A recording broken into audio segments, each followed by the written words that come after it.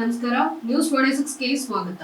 ಕರ್ನಾಟಕ ರಕ್ಷಣಾ ವೇದಿಕೆ ರಾಜ್ಯ ಅಧ್ಯಕ್ಷರು ಟಿ.ಎ. ನಾರಾಯಣಗೌಡರ ಆದೇಶದ ಮೇರೆಗೆ ಕಲಬುರಗಿ ನಗರ ಜಗತ್ ವೃತ್ತದಿಂದ ಜಿಲ್ಲಾಧಿಕಾರಿ ಕಚೇರಿವರೆಗೂ ಕರವೇ ಜಿಲ್ಲಾ ಅಧ್ಯಕ್ಷರಾದ ಪುನೀತ ರಾಜ ಸಿ. ಕವಡೆ ಅವರ ನೇತೃತ್ವದಲ್ಲಿ ಎಲ್ಲಾ ಹೋಟೆಲ್, ಅಂಗಡಿ ಮುಂಗಟ್ಟುಗಳ ಮೇಲೆ ಕನ್ನಡ ನಾಮಫಲಕ 60% ಹಾಕಬೇಕೆಂದು ಕನ್ನಡ ನಾಮಫಲಕ ಜನಜಾಗೃತಿಯನ್ನ ಹಮ್ಮಿಕೊಳ್ಳಲಾಗಿತ್ತು. ಅಹಿತಕರ ಘಟನೆ ನಡೆಯಬಾರದು ಎಂದು ನಗರದ ಜಗತ್ ವೃತ್ತದಲ್ಲಿ ಕರವೇ ಕಾರ್ಯಕರ್ತರನ್ನ ಪೊಲೀಸರು ಬಂಧಿಸಿದರು.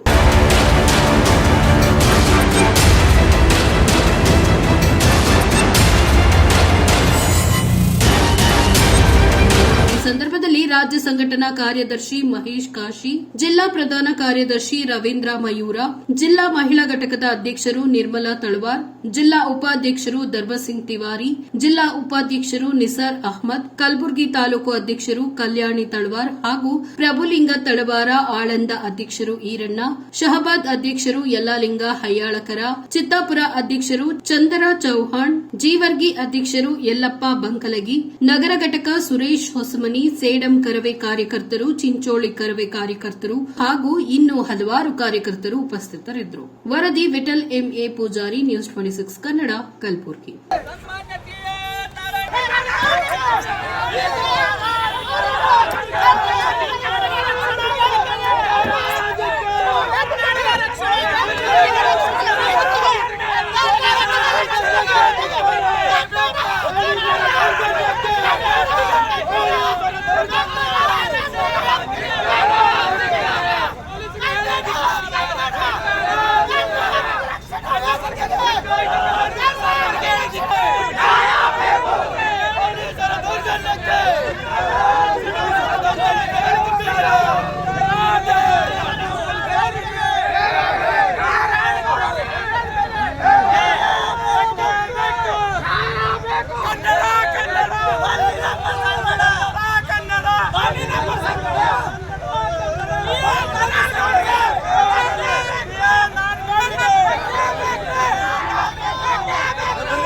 ಇದಾಗಿತ್ತು ಲೇಟೆಸ್ಟ್ ಅಪ್ಡೇಟ್ಸ್. ಇನ್ನಷ್ಟು ಸುದ್ದಿಗಾಗಿ ನೋಡ್ತಾ ಇರಿ ನ್ಯೂಸ್ 26 ಕನ್ನಡ.